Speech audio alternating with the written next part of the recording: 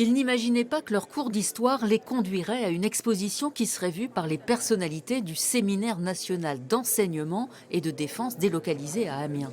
Pour montrer que les femmes aussi, elles étaient à l'arrière-fond pendant la guerre. Les lycéens de bac professionnel sont les guides d'un jour. Ils connaissent à présent par cœur Raoul Berthelet, officier dans une ambulance qui photographie dès qu'il le peut Amiens dans la guerre, la vie à l'arrière-front. Qu'est-ce que ça vous a apporté? Alors ça Déjà vous a fait travailler, ça c'est sûr. de la connaissance, ouais. Ouais. On a une autre vision de la guerre parce qu'on en parlait au collège, etc. de la guerre, mais on n'avait pas les images sous nos yeux. C'est super impressionnant de savoir qu'en 1915 jusqu'à 1918, il y a un photographe qui s'occupait de prendre chaque photo d'Amiens sur les lieux où il était et tout ce qu'il a fait, c'est chapeau. Le soldat immortalise 3000 scènes du quotidien, une façon d'apprendre l'histoire qui séduit les militaires.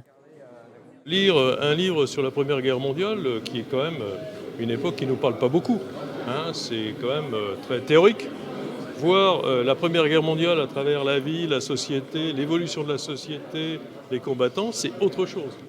Et surtout, cela rend moins aride un cours d'histoire, une initiative que les élèves doivent à leurs professeurs. Ils n'ont pas eu de chance, les élèves, ils sont tombés sur un professeur qui aime bien les photos en noir et blanc, qui aime bien étudier la Première Guerre mondiale. Donc je me suis dit que c'était tellement bien qu'on pouvait que le partager et pas le garder pour soi.